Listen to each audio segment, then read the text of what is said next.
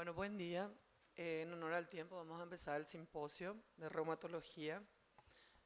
Iniciamos con la charla del doctor Celso Velázquez. Él es especialista en medicina interna, especialista en reumatología, profesor y jefe de servicio de reumatología en la Universidad de Missouri, instructor de semiología y director de evaluación del razonamiento clínico en la Universidad de Missouri. Adelante, doctor Celso. Bienvenido.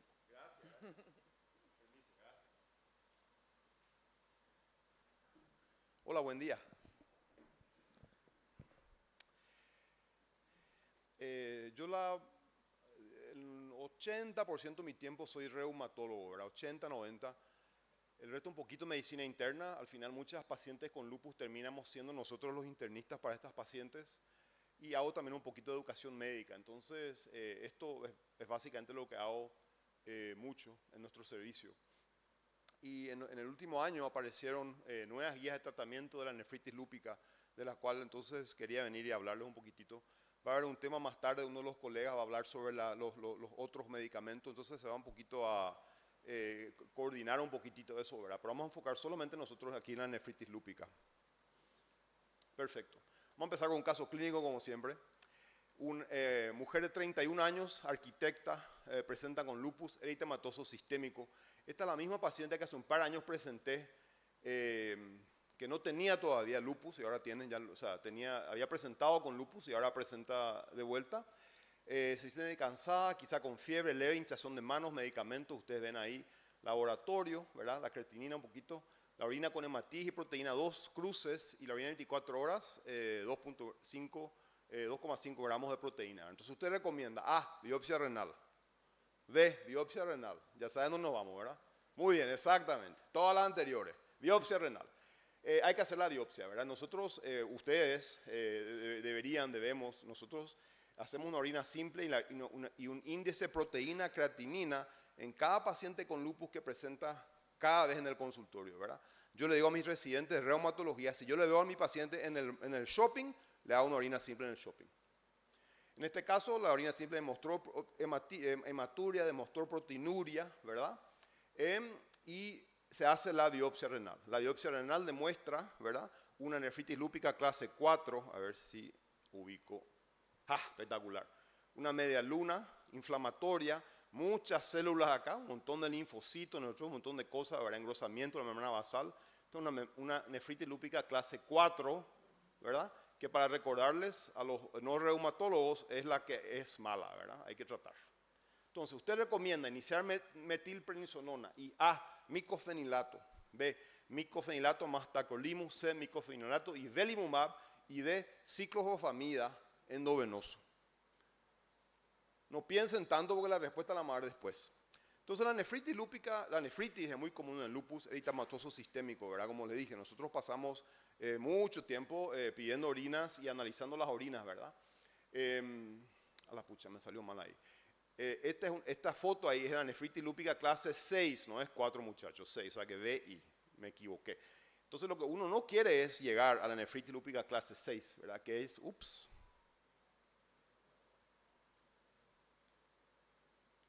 Genial, ahí está. No quiere llegar a la esclerosis tubular, estos son glomérulos que ya están todos cicatrizados, ¿verdad? Uno no quiere llegar a esto. Entonces la nefritis lúpica afecta a 50, 75% de los pacientes con lupus, ¿verdad? En general ocurre en los primeros 3 a 5 años, ¿verdad? Hay que pedir la orina simple mientras que la paciente siga con ustedes, se pide una orina, se pide un índice de proteína creatinina, pero en general a los 5 o 8 años, ¿verdad? Las pacientes que van a hacer nefritis lúpica probablemente ya la hicieron, ¿verdad? Pero hay un tercio que no responde al tratamiento y si las cosas no van bien pueden ir a una glomerulosclerosis, insuficiencia renal crónica, diálisis, trasplante y un montón de otras cosas. Entonces nosotros lo que tenemos que tratar de hacer es diagnosticar esto lo antes posible y tratar la forma más agresiva posible. Entonces, la historia del tratamiento de la nefritis lúpica empezó hace muchos años, en el 86, donde no veo nadie aquí que haya estado vivo en el 86, ¿verdad? Y hasta entonces era un problema, y fue en la década del 80 que se empezaron a utilizar los inmunosupresores, ya sea en la vasculitis, por ejemplo, y también en este caso en la nefritis lúpica. Se hizo el primer estudio donde se demostró que los corticoides y las drogas citotóxicas, esas son la ciclofosfamida, ¿verdad? Estos pacientes mejoran, ¿verdad? Tardó un poquito en el siguiente hito en el tratamiento de la lupus nefrítica, que fue el estudio de la Eurolupus, donde hicieron dosis bajas de ciclofosfamida versus dosis altas. Entonces, por unos 15 años más o menos, se utilizaban dosis muy altas de ciclofosfamida, que tienen problemas de infección, problemas de hemorragia, de la cistitis hemorrágica, problemas de infertilidad en estas pacientes frecuentemente jóvenes, es un tema. Entonces, tardamos más o menos, qué sé yo, 15 años más o menos en llegar al punto donde utilizamos dosis bajas de ciclofosfamida, que ya tienen mucho menos, afectan la fertilidad mucho menos, ¿verdad? Y eventualmente el estudio más grande, que yo me acuerdo todavía, dónde estaba, digamos, cuando salió este estudio, que demostró que el micofenilato, ¿verdad?, es equivalente al inicio del tratamiento a la ciclofosfamida endovenosa, ¿verdad? Este fue un hito y, como te digo, los reumatólogos nos acordamos cuando fue la primera vez el congreso, que fue la primera vez donde se demostró. Este fue el famoso estudio de Ginsler y demostraron esto, ¿verdad? Entonces, a partir de ahí cambió el panorama totalmente.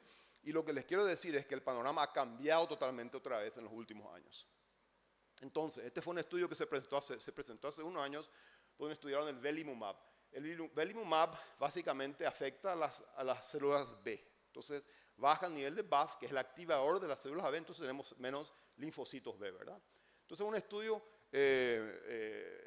muy bien hecho, ¿verdad? 2 años de duración, ¿verdad? Muchísimos pacientes. Esto para un estudio de lupus, de reumatología, es muchísimo, ¿verdad? Donde estudiaron pacientes que tenían un índice de proteína creatinina mayor de 1 gramo y excluyeron, esto es muy importante, personas con un índice de filtración glomerular de menos de 30. Es decir, los más enfermos, digamos, quizás hayan sido excluidos, ¿verdad?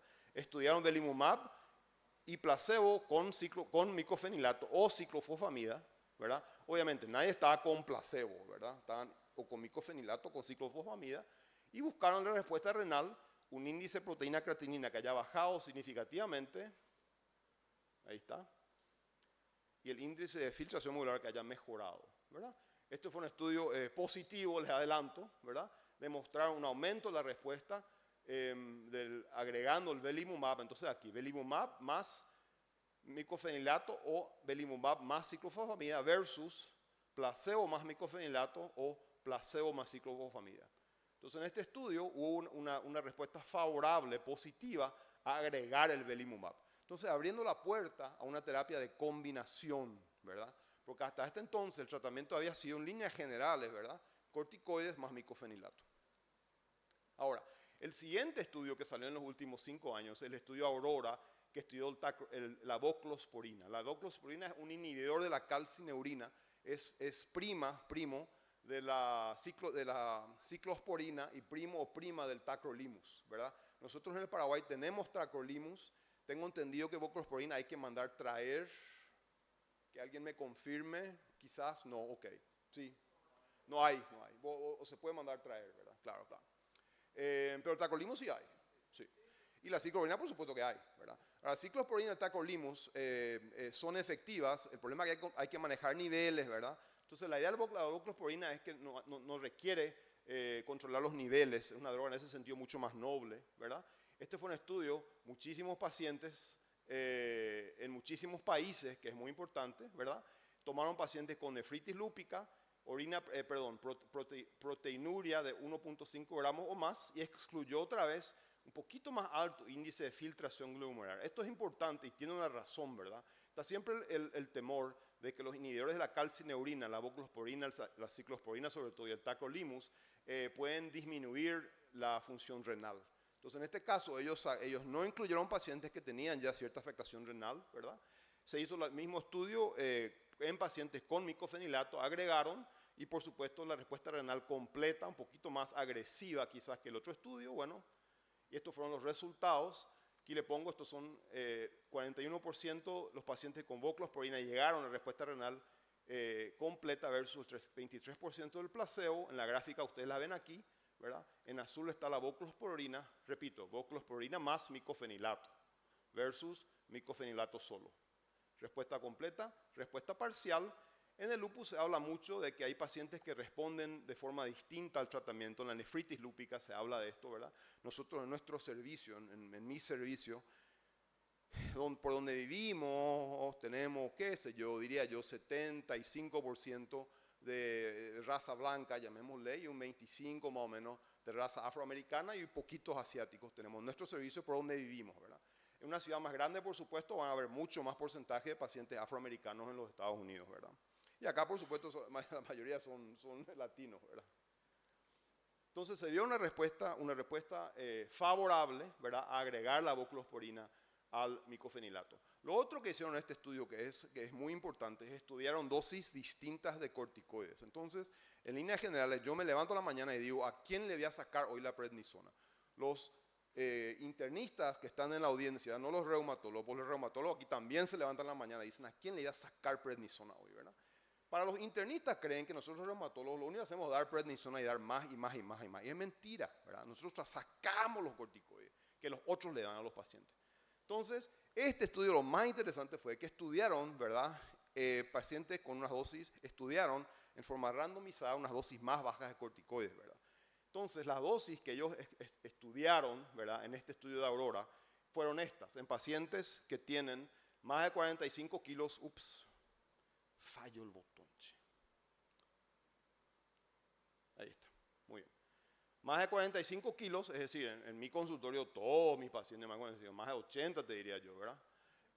Fíjense al inicio, ¿verdad? 500 miligramos de metilprednisona por unos 2 días y al tercer día ya, fíjense esta dosis de prednisona. Es difícil de creer para una persona como yo que ha estado honesto, ¿verdad? Nosotros antes pesábamos 1 miligramo kilo peso por muchísimo tiempo, ¿verdad? Varias semanas, ¿verdad? Pero hoy ya no. Se demostró en este estudio y en otros que las dosis más bajas de prednisona para el inicio del tratamiento son efectivas. Y esto, por supuesto, es muy bueno para los pacientes, ¿verdad? Porque los pacientes odian estas dosis altas de prednisona.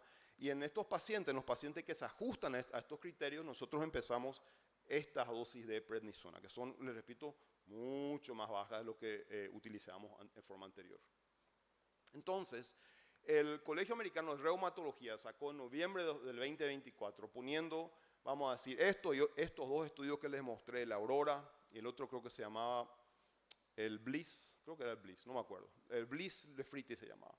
Esto y otros estudios más combinaron y sacaron las nuevas guías de tratamiento, que son una de las guías de las cuales les voy a comentar rápidamente. El Colegio Americano de Reumatología, por supuesto, el gremio de reumatólogos de los Estados Unidos, la contraparte latinoamericana es la PANLAR, que yo creo que busqué y no sacaron todavía sus guías nuevas, no creo, ¿verdad? Sí, está bien. Y también en la contrapartida europea es el EULAR, ¿verdad?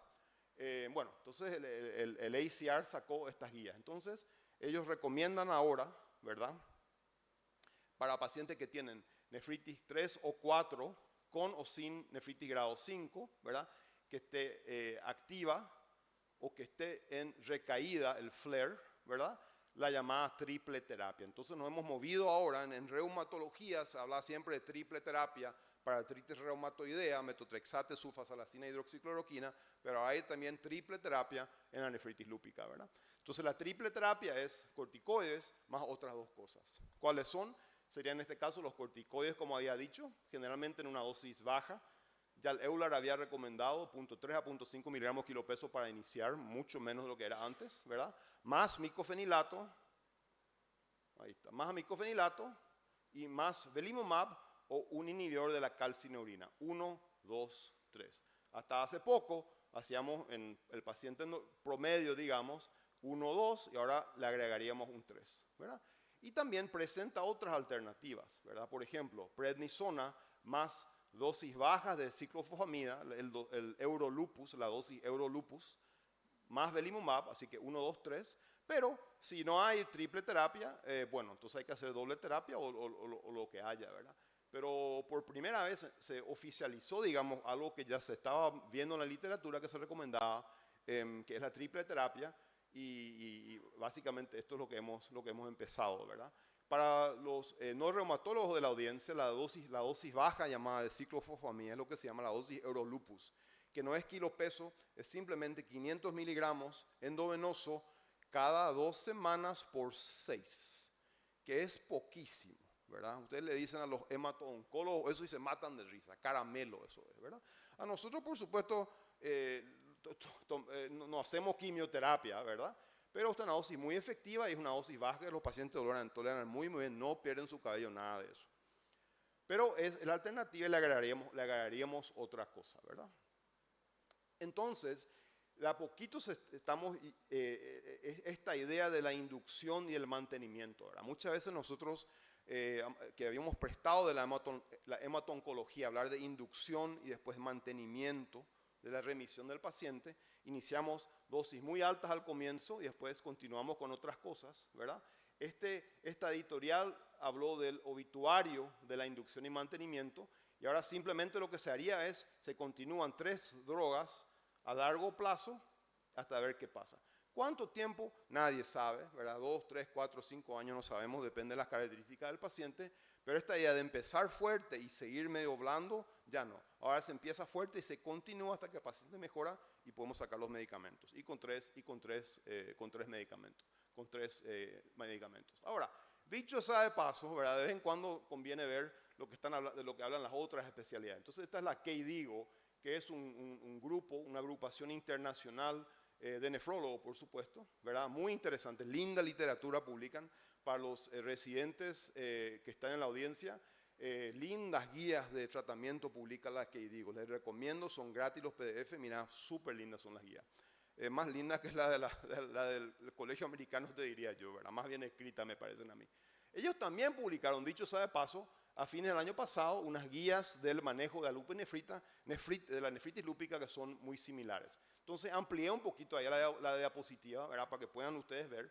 Aquí arriba hablan de los corticoides, ¿verdad? Empezar 0.25, 0.50 gramos por día por 1 a 3 días, ¿verdad? Y después dosis bajas, no exceder 80, un poquito más alta quizás que el Colegio Americano, ¿verdad? Y ahí te dan 4 opciones.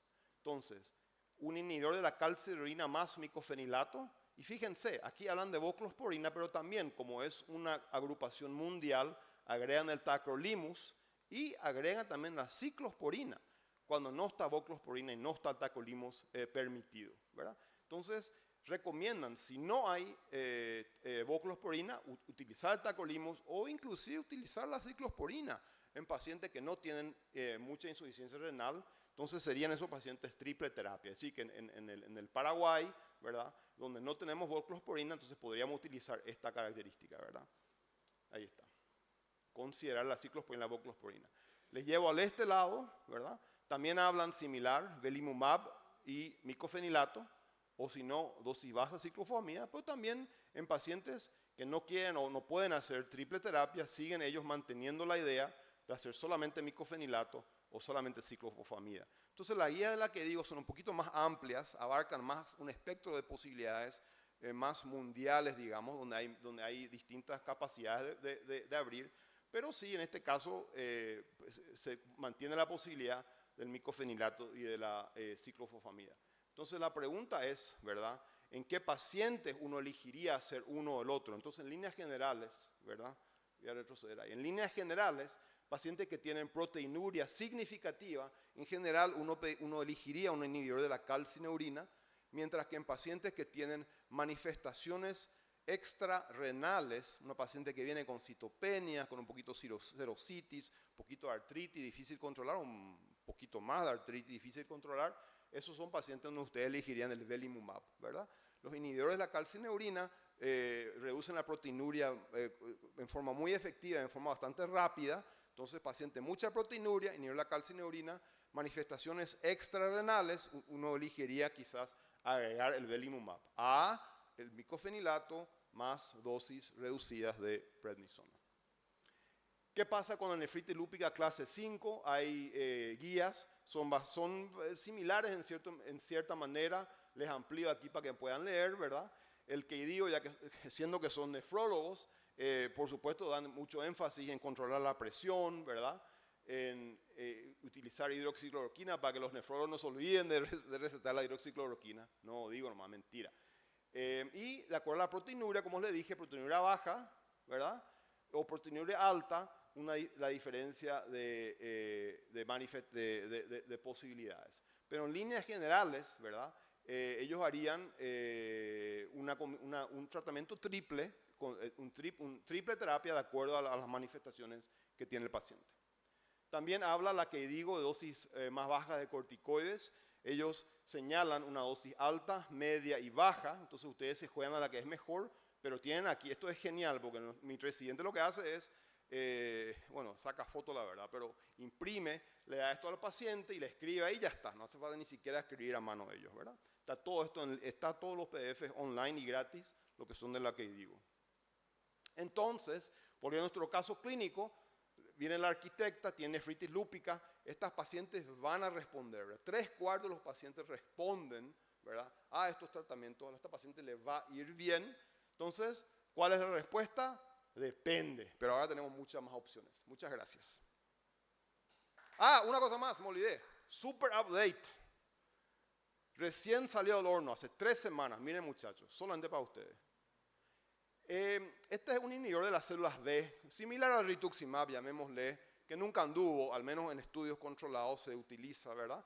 Pero salió un estudio donde demostraron, basado en la evidencia, llamémosle, que quizás antiterapia B va a funcionar. Entonces, si me invitan, dentro de 2 años, vamos a hablar de la cuádruple terapia probablemente. La editorial, les tengo que mostrar, no se pudo resistir la autora, ¿verdad? To be or not to be, ¿verdad? No se pudo resistir, de Hamlet, ¿verdad? Y al final dice, to be or not to be, para algunos, es decir, no sabemos. No sé cómo le dije, en 2 años si me invitan, quizá ya habla cuádruterapia. Ahora sí terminamos, muchas gracias.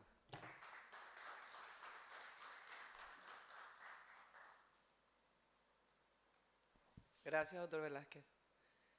Continuamos con el doctor José Delgado Alves, especialista en medicina interna, especialista en farmacología clínica, doctorado en medicina y reumatología por la Universidad College of London, director del Departamento de Medicina Interna y de la Unidad de Enfermedades Sistémicas Inmunomediadas del Hospital Fernando de Fonseca de Portugal, profesor de Medicina y Terapéutica Médica, investigador principal y coordinador del Grupo de Investigación de Respuesta Inmunitaria a Enfermedades Vasculares. Adelante, doctor.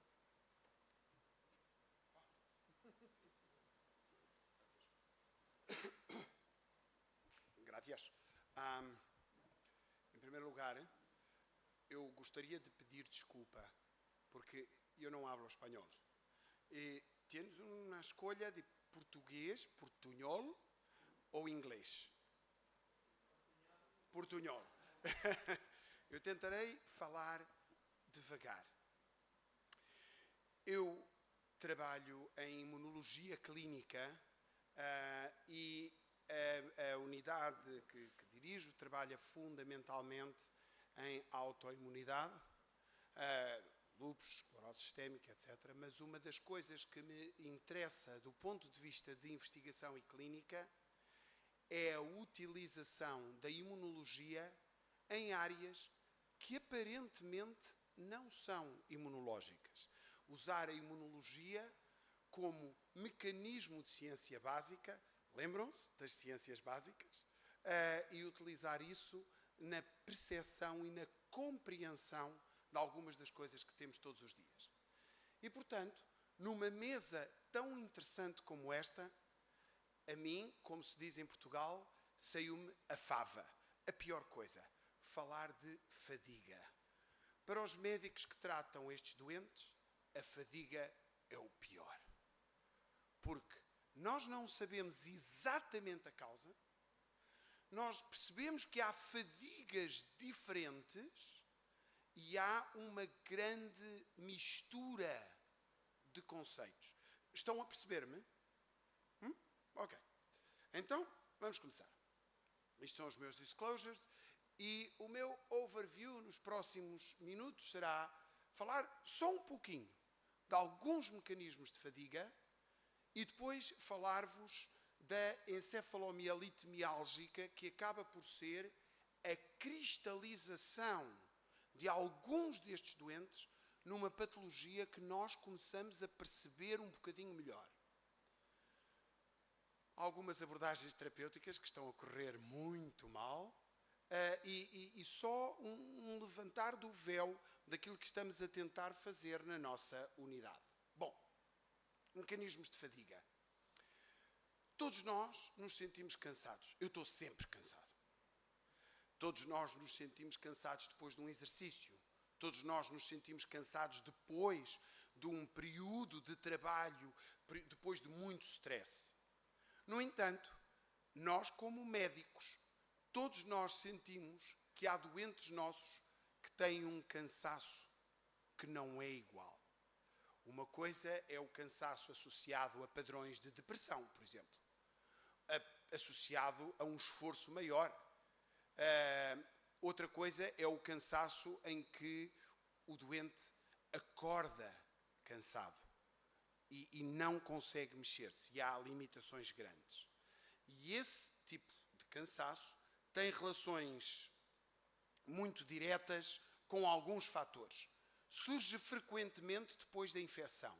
Agora, toda a gente fala do longo Covid. Já nos esquecemos do síndrome de fadiga crónica, do Epstein-Barr, do citomegalovírus.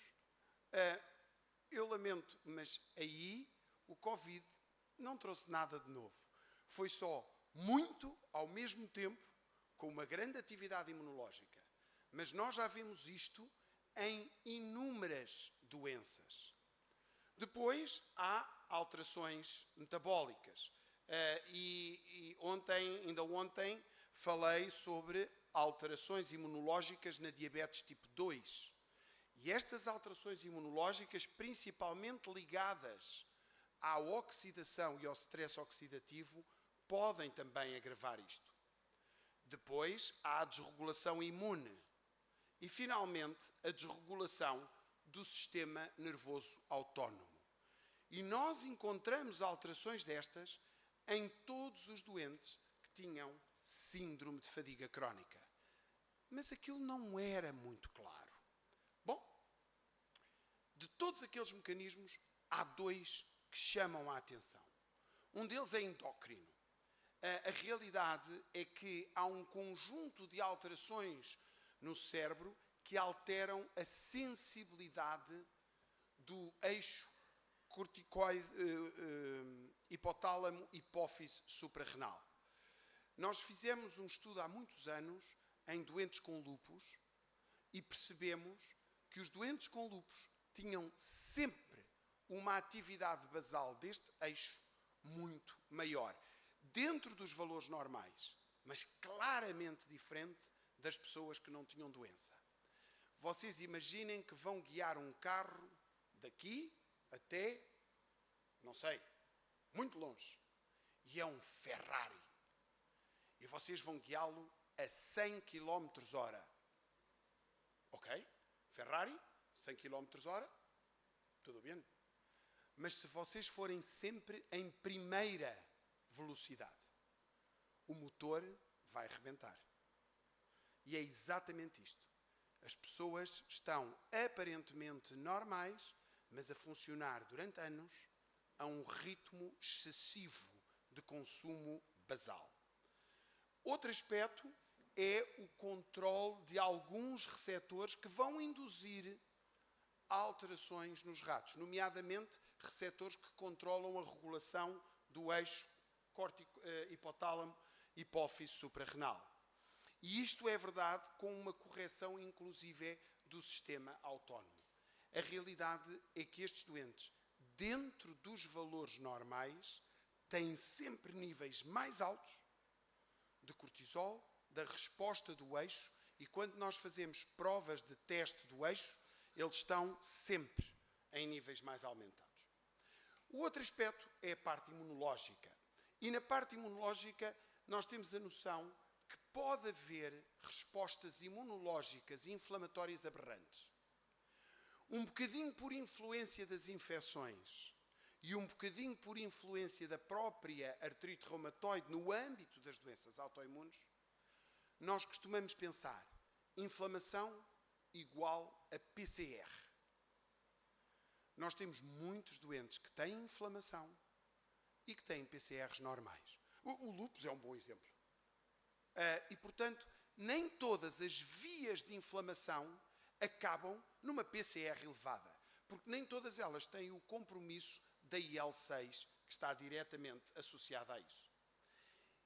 E a correção deste processo inflamatório contínuo cria um desgaste enorme do ponto de vista energético.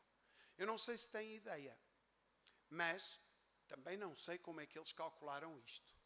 Mas o sistema orgânico que mais energia consome no nosso organismo é o sistema imunológico. Porque esse nunca descansa, nunca reduz a velocidade dos batimentos, nunca reduz a velocidade da respiração, nunca entra em sono REM. Está sempre a atuar da mesma forma, apesar de ter sido ciclos circadianos. E uma das coisas muito interessantes, há uns anos atrás, nós achávamos que não havia sistema imunológico no cérebro. Era um santuário. Isso é um erro enorme. O sistema imunológico está no sistema nervoso central da mesma maneira que está nos outros sítios. Só tem outros nomes. E nós não sabíamos. Mas a realidade é que nestes doentes nós encontramos marcadores neuroinflamatórios alterados e acabam por ser muito significativos na associação a estes quadros de fadiga crónica. Mas nós temos que distinguir o que é a fadiga sintoma. Por exemplo, se eu não durmo, se eu tenho jet lag, estou cansado. Da fadiga doença. E essa distinção nem sempre é fácil. E nós temos que saber separar uma coisa da outra. Porque nem tudo é o que parece. Este é um exemplo. Se vocês olharem para os gráficos, os dois gráficos, a coluna da direita mostra pessoas saudáveis. As duas colunas da esquerda mostram pessoas com síndrome de fadiga crónica claramente definido ou formas inespecíficas de fadiga, mas que são constantes. E vocês reparem que têm alterações da PCR de alta sensibilidade, embora dentro dos valores normais, mas sempre mais alto, e até da contagem de leucócitos, particularmente de um tipo de linfócitos. E isto acaba por se traduzir num conjunto de citocinas. Se vocês repararem, por exemplo, nas duas primeiras colunas de todos os gráficos e na terceira coluna de todos os gráficos, vocês estão a ver ali várias citoquinas. IL-6, TNF, interferão, IL-4. E vocês reparem que na maior parte delas, a terceira coluna é diferente das outras duas. Reparem aqui, comparando com estas duas. Estas duas colunas são doentes com fadiga que não é característica ou com fadiga como sintoma. Doentes deprimidos que têm fadiga. Doentes que não dormem têm fadiga.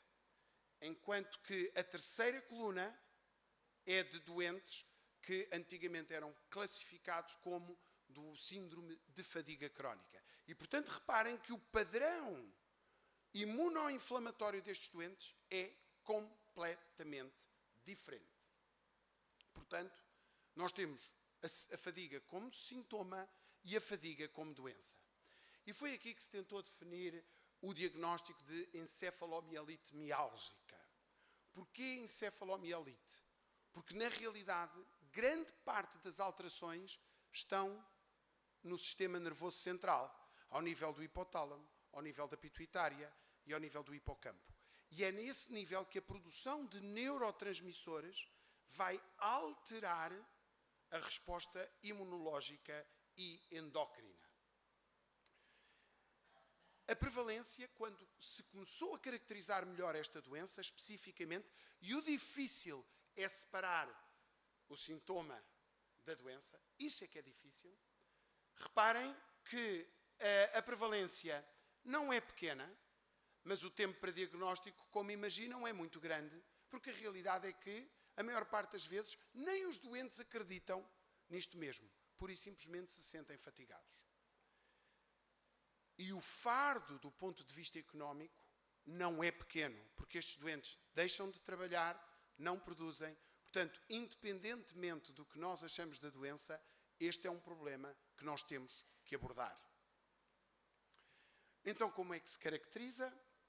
É uma fadiga extrema que não melhora com o repouso e piora com a atividade física ou mental. tem que ter mais de 6 meses. E depois há alguns contextos que podem permitir identificar melhor isto. É extraordinário como estes sintomas parecem muito simples. Mas quando nós fazemos uma história clínica correta, nós começamos a perceber diferenças na resposta dos doentes. Precisamos de tempo para falar com eles. A encefalomielite miálgica tem um conjunto de problemas que passam para além da fadiga e que por vezes não são reconhecidos. Há muitos anos atrás, nós chamávamos a isto psicossomáticas, doenças psicossomáticas. Volto a dizer, separar, como dizemos em Portugal, o trigo do joio, separar o que é uma coisa da outra, nem sempre é fácil. Há uma predisposição genética, mas não é muito forte. Há, acima de tudo, gatilhos desencadeantes. E vocês vejam como é que os desencadeantes, neste momento, continuamos todos a falar do Covid, mas eles já estão identificados há anos que nós tínhamos esta identificação. Há, inclusive, respostas extraordinárias. Por exemplo, nós temos síndrome de fadiga crónica com estas características, com esta resposta inflamatória que vão ver, classicamente associada à doença de Lyme. Classicamente associado a esse tipo de bactérias, rickettsioses. E o que é curioso é que estes doentes não respondem com anti-inflamatórios ou imunossupressores simples. Mas nós temos neste momento já 5 desses doentes cuja resposta à imunoglobulina foi qualquer coisa de absolutamente notável, ao ponto de eu achar que alguém estava a mentir. Porque os doentes fazem o tratamento com a imunoglobulina e uma semana depois vêm-nos agradecer a chorar porque já não se lembravam de como é que a vida deles era. Curiosamente, a imunoglobulina no síndrome de fadiga crónica associada aos vírus não funciona. E, portanto, há mecanismos imunológicos diferentes para dar este quadro clínico de inflamação. E há vários padrões, e eu vou ligar-me fundamentalmente ao padrão da inflamação básica. Tentaram-se criar critérios, múltiplos critérios, e neste momento o consenso internacional é aquele que parece ser o mais relevante. E na realidade são um conjunto de perguntas que parecem muito simples, mas que acabam por definir melhor do que nós julgamos estes doentes, se nós tivermos tempo para as fazer. E estes são os critérios que são utilizados. Não vamos gastar agora aqui muito tempo a utilizar, mas eu gostava de chamar a atenção que isto obriga a uma exclusão das doenças psiquiátricas, que nem sempre é fácil, e depois há um outro aspecto que é particularmente importante. Muitas vezes nós confundimos estas coisas com outros aspectos. A fibromialgia, ao contrário daquilo que normalmente se fala, a fibromialgia não é uma doença inflamatória, ponto. É uma doença de percepção. Os doentes percepcionam como dor um estímulo que não deveria ter a intensidade suficiente para a dor. O grupo de Cleveland fez estudos fantásticos com ressonância magnética funcional em doentes com fibromialgia. E pôs pesos nos dedos dos pés e das mãos, pesos esses que foram aumentando até provocar dor. Em pessoas saudáveis, aguentavam o peso e diziam, eu tenho um peso, eu tenho um peso, eu tenho um peso, e a partir de uns certos quilos diziam, isso dói. Um doente com fibromialgia, ao fim de um peso, começam a percepcionar como dor. E a ressonância magnética funcional acendia em sítios diferentes. Na fibromialgia não há um cansaço marcado. Há dor. No síndrome de fadiga crónica, a dor não é o predomínio, é o cansaço. São coisas diferentes. O doente acordar cansado. O doente melhorar com o repouso. Eu estou cansado todos os dias. Todos os dias tenho que me deitar e quando me deito fico melhor e depois volto a trabalhar. Isto não é encefalomielite miálgica, isto não é síndrome de fadiga crónica. No síndrome de fadiga crónica, eu estou cansado, eu deitei-me para descansar e quando acordo estou ainda mais cansado. Pequenas diferenças. Bom, as abordagens terapêuticas têm sido mais ou menos uma catástrofe. Disto isto, primeiro tentou-se pensar que se há um estímulo imunológico, vamos bloquear o Toll-like receptor 3 e vamos tentar bloquear a ativação imunológica. E os doentes melhoraram. Qual é o problema da gestão deste tratamento?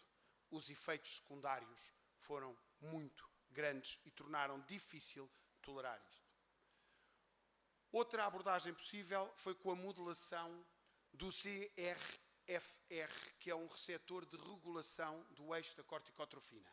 De novo, resultados clínicos muito interessantes. De novo, os efeitos secundários, acreditem em mim, particularmente catastróficos. Dizem-me vocês, mas isto é esquisito.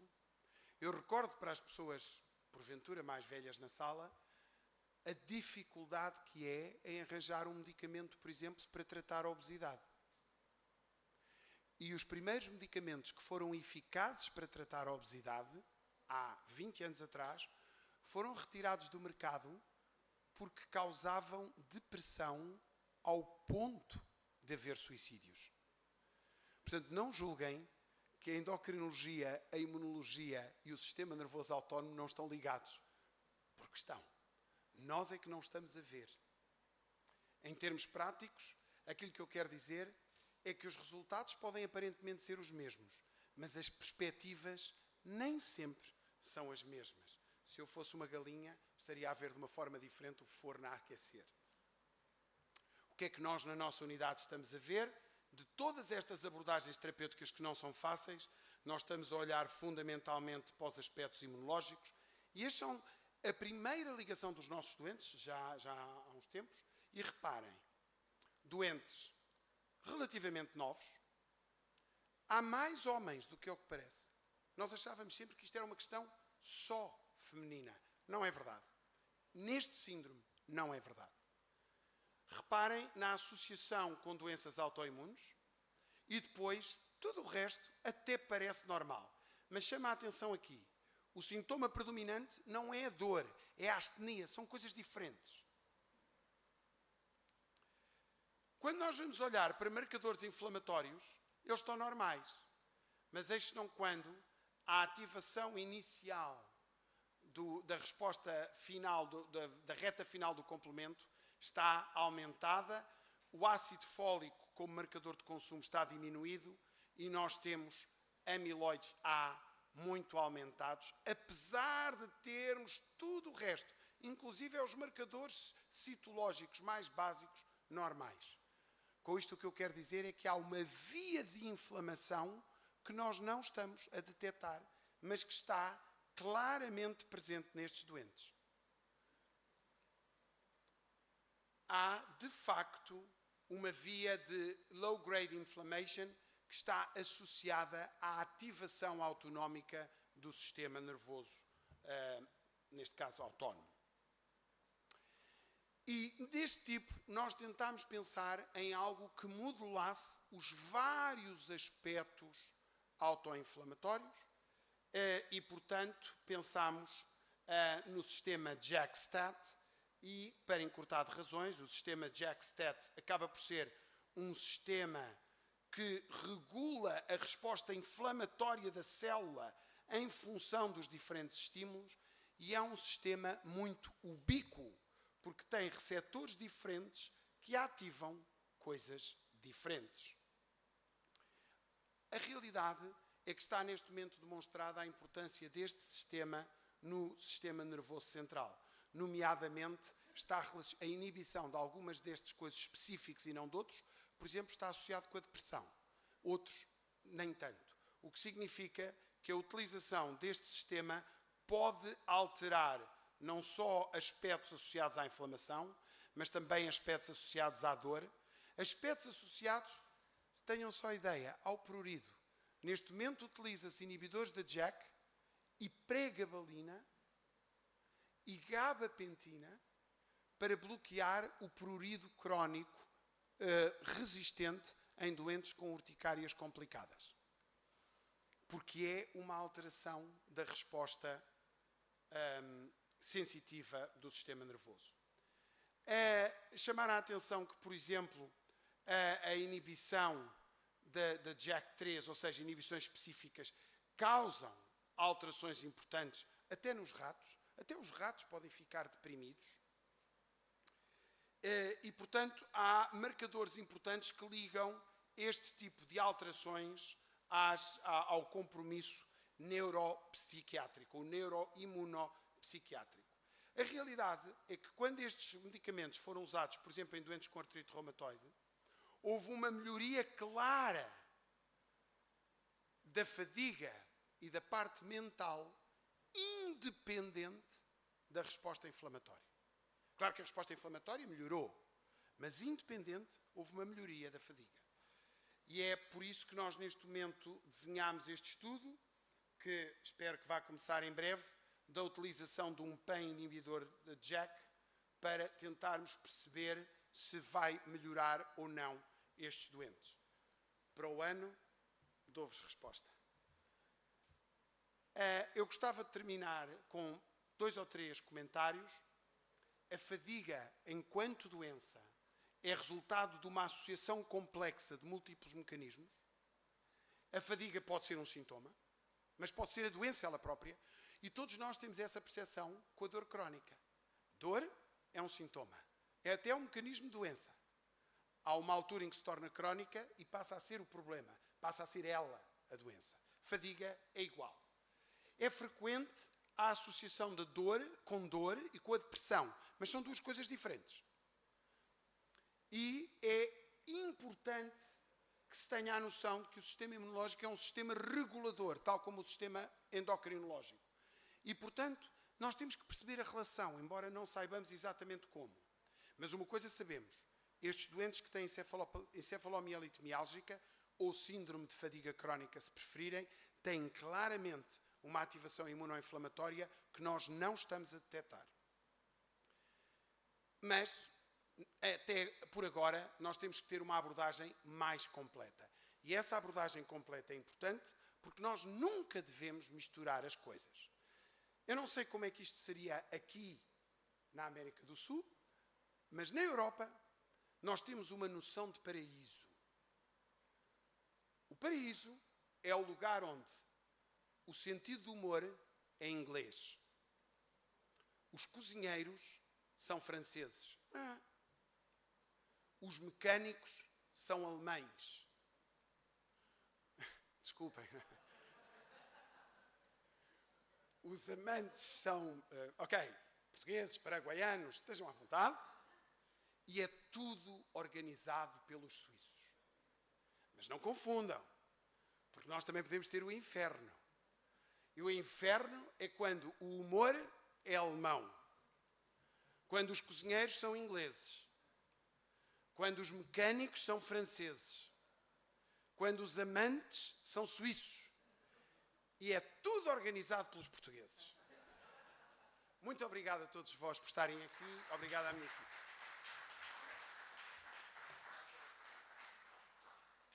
Gracias, doctor José.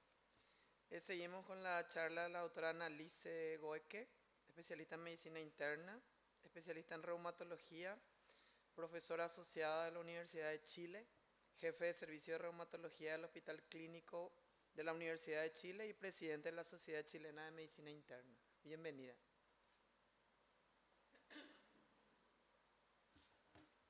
Muchísimas gracias. Quiero reiterar mis agradecimientos a los organizadores de este congreso por esta invitación y mis mayores felicitaciones por su 50º aniversario. Vamos a tratar de hablar de algunas pistas que nos pueden alertar con respecto a enfermedades autoinmunes sistémicas y voy a hablar de lo que sé un poquito más, que es la reumatología.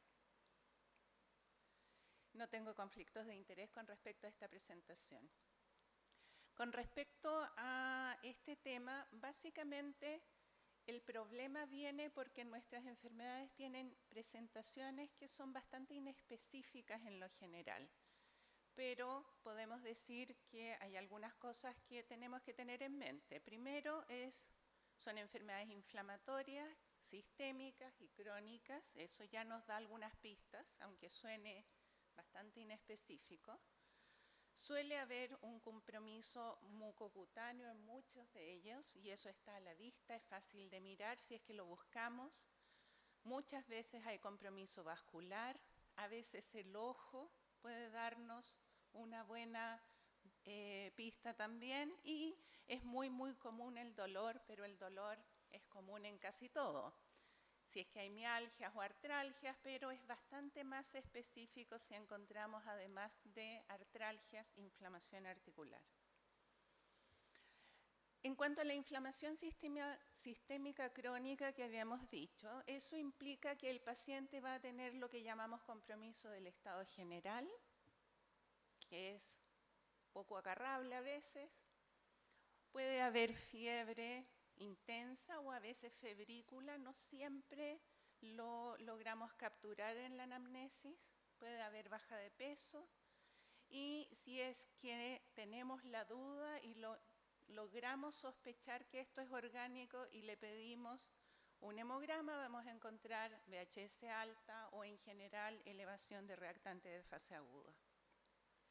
Ahora, el problema es que si es un curso insidioso y es una paciente joven, muchas veces vamos a pensar al verlo que en realidad o hay depresión o hay fibromialgia y no vamos a llegar a darnos cuenta que las VHS están altas.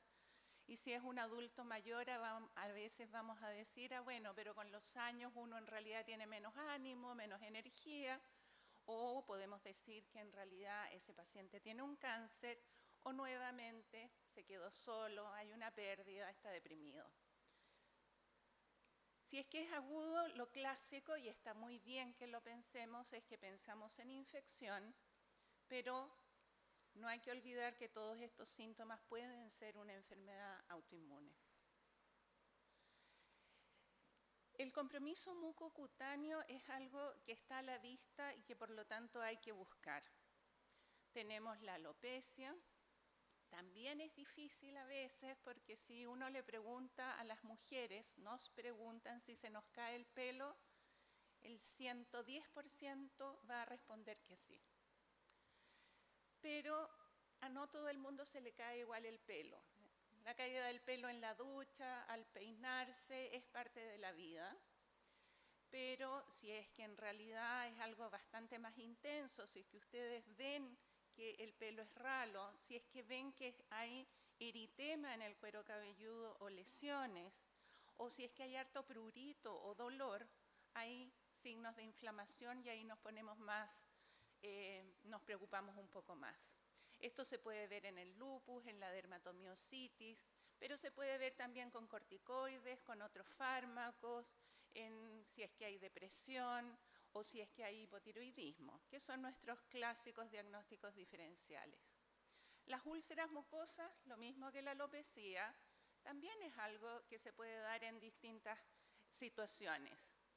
Cuando nos interesan, no nos interesan esas que ocurren cada vez que uno come, no sé, algún tipo de nuts o si es que en realidad a toda la familia le pasan y vienen desde la infancia, pero si en realidad partieron hace poco, son recurrentes y más o menos se asocian al inicio de los síntomas que nos están llamando la atención, ojo, podrían ser parte de la enfermedad. Esto también se puede dar en el lupus. Dicen en todas partes que no son dolorosas, a veces sí lo son. El Behçet da úlceras clásicamente intensas, dolorosas, no siempre orales y genitales, a veces es solo la boca y por lo tanto pueden pasar desapercibidas, la enfermedad inflamatoria intestinal también, entre otras. Y el diagnóstico es con el herpes, con el trauma crónico, la gente que usa frenillos, etc. Y la piel nos puede decir mucho. Hay lesiones fibróticas, hay lesiones inflamatorias, hay paniculitis, hay patergia en el Behçet y eso hay que irlo a buscar. Esto es muy clásico, ¿cierto? El eritema malar que compromete el puente de la nariz y que a veces hay lesiones en otras partes de la cara, como aquí podemos ver en el área frontal, y que respeta el tabique nasogeniano, es la mariposa lúpica. Pero algo se parece ahí al medio, pero si ustedes se fijan hay compromiso del pliegue nasogeniano. Esa es una paciente con dermatomiositis. Y finalmente, la última es una paciente con rosácea. Pero tenemos a la vista la posibilidad de hacer diagnósticos diferenciales. Y hay varias lesiones que son bien características y que hay que buscar. El lupus nos puede dar algunas lesiones que son más específicas y hay muchas que son inespecíficas, pero allá arriba ustedes ven el lupus subagudo con estas lesiones con unos bordes más eritematosos y más pálidas al centro, el lupus cutáneo crónico o discoide que nos produce una atrofia central, o la paniculitis lúpica que suele al inicio, si no hay diagnóstico antes, tratarse como algo infeccioso. No todas las mujeres que tienen los párpados violáceos se pusieron sombra, algunas tienen dermatomiositis. Y si vamos a mirar las manos, ahí vemos un gotrón, ¿cierto? Y con eso ya al tiro estamos pensando en dermatomiositis. Las lesiones de piel a veces son muy extensas. Esa es una paciente que tuve que anduvo dando vuelta mucho tiempo sin dar el diagnóstico y estaba ahí, era una dermatomiositis intensa, mucho prurito. Y cuando alguien viene con compromiso pulmonar, mirar las manos. Podría tener manos de mecánico, como lo que está ahí abajo, con esa descamación característica en el borde de los dedos. Arriba, la líbedo reticularis, que podría ser racemosa cuando los anillos se abren, no forman círculos, y eso lo podemos ver muy característico en el antifosfolípido, pero también en algunas vasculitis. Y finalmente el último grupo es frenillo nacarado y corto, ¿cierto? No se ve tan de lejos, pero créanme que esa manito ahí arriba tiene unas telangiectasias que no son aracniformes, que son como unos puntitos rosados. Y si la mano tiene esclerodactilia, el diagnóstico está de mirarlo. Es una esclerodermia. Nunca, nunca, nunca, por favor, dejen de mirar la piel. Si nos vamos a lo otro que nos puede ayudar, creo yo, es el compromiso vascular, que se manifiesta para nosotros como isquemia, pero la isquemia se manifiesta de distintas formas dependiendo de dónde ocurra y que puede tener causas diferentes. Siempre cuando pensamos en vascular, pensamos en vasculitis, ¿cierto? Inflamación de la pared del vaso, que va a producir entonces un engrosamiento, alteración del endotelio, que nos va a llevar tal vez a una trombosis del lumen o francamente a necrosis. Eso impide el flujo y por lo tanto produce isquemia. Y las han clasificado según el tamaño del vaso y eso nos ayuda para pensar en cómo se va a ir manifestando. Si es vaso pequeño, lo más clásico es que nos produzca un púrpura palpable porque hay inflamación, y eso es bastante evidente cuando uno ve al paciente. Pero recordar algo que es menos evidente, hay que mirar las uñas. A veces las uñas tienen unas pequeñas líneas que parece como cuando uno se ha enterrado una astilla, que se llaman las hemorragias en astilla, y que nos pueden dar también una pista de que hay una vasculitis de por medio. Si es que es en parénquimas, hay vasos chicos en el riñón, en el glomérulo, y vamos a tener alteraciones del sedimento. Podemos tener ruptura de los vasos, los capilares en los alvéolos y podemos tener hemorragia alveolar, no siempre con hemoptisis, a veces es el compromiso pulmonar con una anemia inexplicable, se cayó la hemoglobina, y si tenemos las dos cosas, juntas, vamos a pensar en un síndrome riñón-pulmón que siempre nos alerta a esta inflamación en el contexto de una enfermedad autoinmunosistémica. Lo que a veces se pasa es el compromiso de vasa vasorum en los nervios.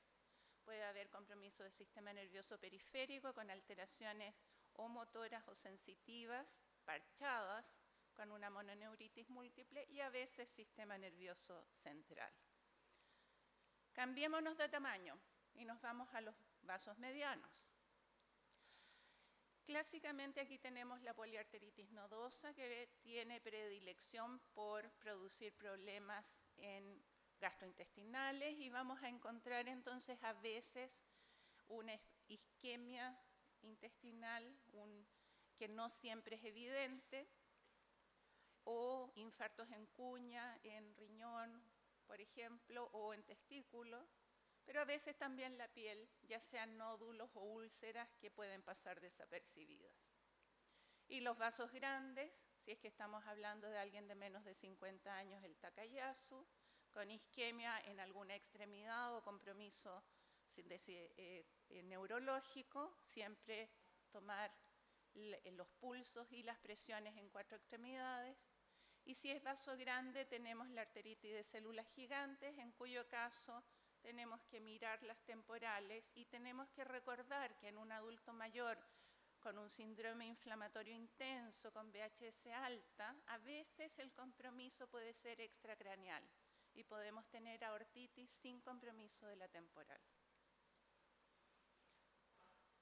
El compromiso vascular a veces no es vasculítico y podemos tener vasoconstricción o podemos tener vasculopatía.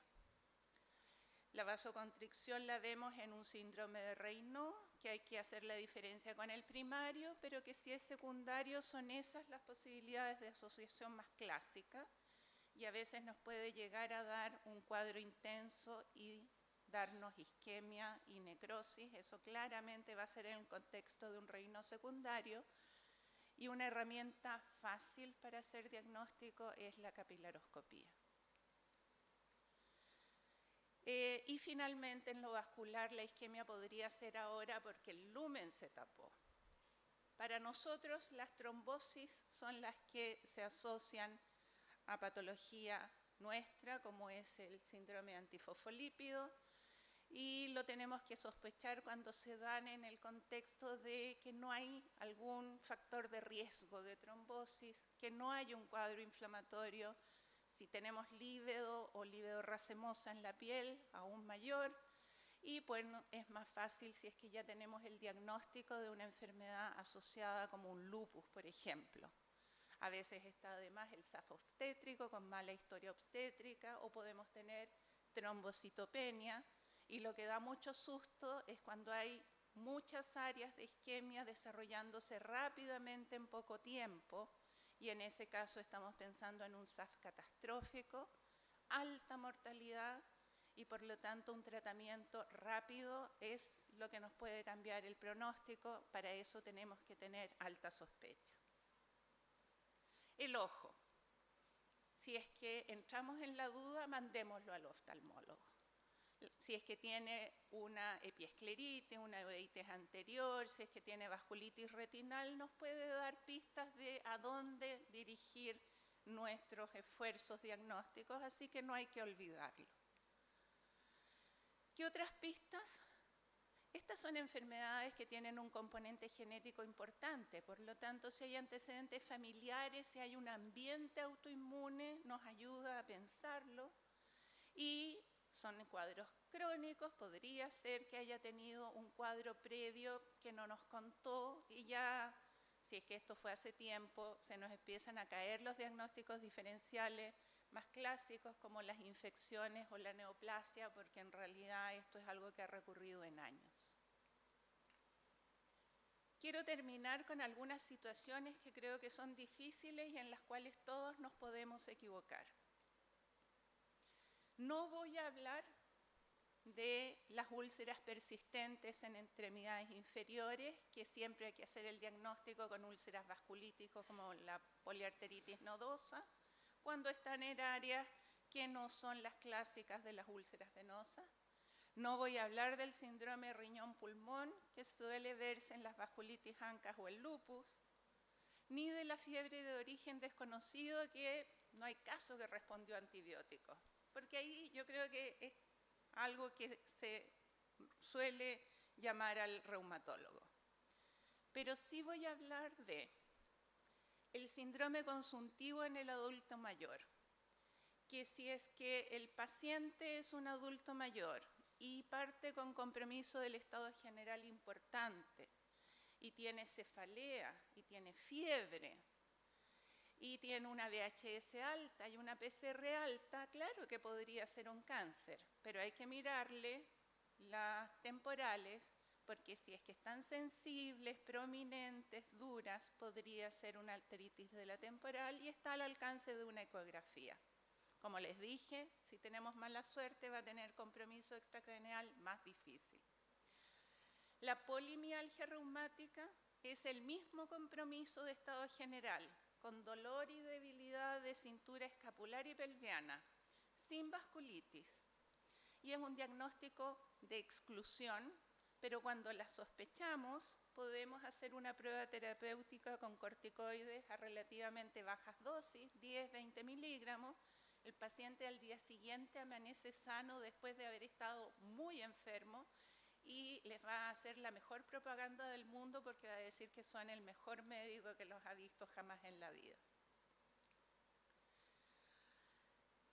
Otro caso es el paciente que ingresa en falla respiratoria aguda. A lo mejor les da poca anamnesis porque está con falla respiratoria, lograron averiguar que tiene unas semanas de evolución con compromiso del estado general, podría tener artralgia, podría tener fiebre, inflamación, falla respiratoria y la infección, por supuesto que hay que pensarla. Le toman exámenes, tiene la VHS alta y tiene GOT y GPT altas, transaminasas altas. Está haciendo falla hepática. O, si le piden una CK, podría ser que sea una miopatía inflamatoria idiopática. Hay que recordar que las transaminasas también están en el músculo.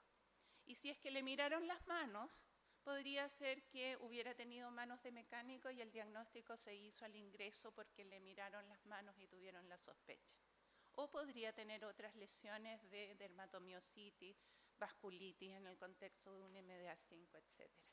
Siempre mirar la piel. Y finalmente el lupus del adulto mayor. ¿Por qué se nos hace difícil? Porque cambia un poquito. Porque aquí es más frecuente que sea un hombre, cosa que es bien raro más precozmente, porque suelen haber más comorbilidades que nos confunden, se queja de dolor de manos, pero tiene harta artrosis, porque el inicio es más insidioso, tiene menos compromiso renal y por lo tanto hay que tener la sospecha.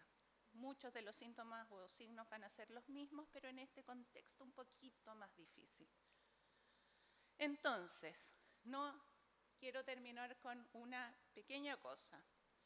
No hay que olvidar, y no puedo no decirlo siendo reumatóloga, que si bien unos más que otros, todos los autoanticuerpos son inespecíficos. No hay ni uno que baste con un anticuerpo para hacer el diagnóstico.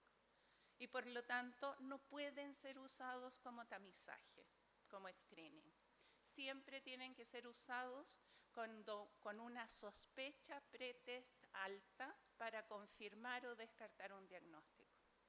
Si yo tomo un grupo de gente que va caminando al lado del río y les hago un ANA y me sale positivo, a esas personas ANA positivo la probabilidad de que tengan lupus es mucho menor a que sean sanas, porque la prevalencia del lupus es menor que la prevalencia de ANA en población sana. Entonces, nunca screening, ni el mejor de los anticuerpos, siempre con sospecha. Otra cosa que hay que tener en mente es que los anticuerpos específicos de las miopatías inflamatorias en general vienen solos, si hay varios asociados, no de los asociados a miopatías inflamatorias, de los específicos, tengan cuidado, a lo mejor el panel no es tan bueno. Y finalmente, hay que tener en cuenta que cualquier enfermedad inflamatoria aumenta la posibilidad de tener autoanticuerpos simplemente por activación policlonal de células B. Así que ojo con los anticuerpos. Y con eso termino. Gracias.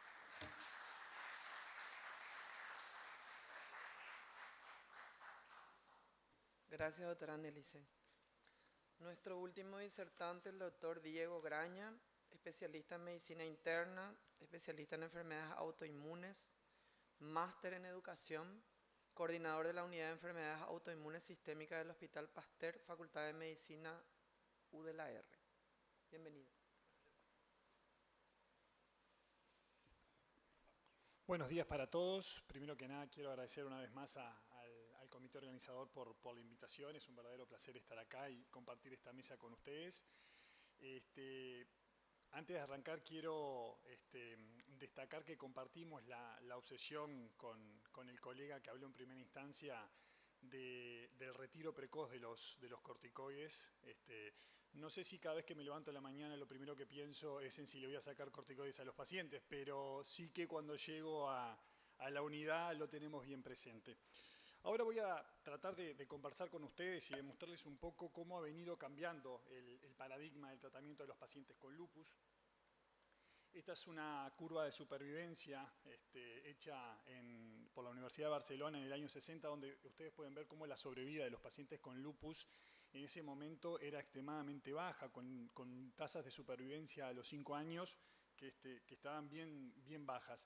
Y cómo a través de distintos proyectos a lo largo del tiempo, la supervivencia de nuestros pacientes han ido mejorando con tasas de por encima del 90% a 10 años. Pero obviamente que nuestros retos van mucho más allá de estos números y tiene que ser para nosotros un desafío intentar o continuar a reducir la mortalidad e incrementar la calidad de vida de nuestros pacientes que hoy por hoy, como ya lo mencionó nuestro otro colega, nos consultan por síntomas muchas veces que son de mucho más difícil manejo y en donde tenemos muchas menos respuestas para poder darles.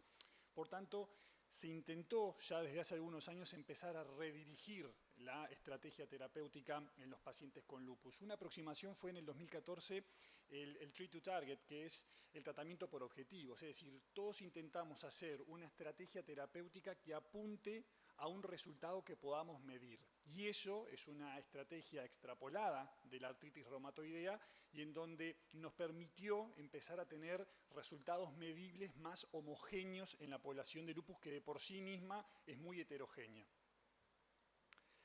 Vean que recién en el 2021 el grupo de estudio del DORIS logra hacer una definición de remisión clínica en los pacientes con lupus. O sea que estuvimos durante muchos años utilizando cada uno distintos scores para poder medir respuestas parciales, completas, pero no teníamos algo global, ¿verdad? En el 2021 se logra, a través de este grupo de estudio del DORIS, que es un grupo muy grande en Europa, de pacientes con lupus, lograr definir estos conceptos que me parece que son bien importantes, ¿no?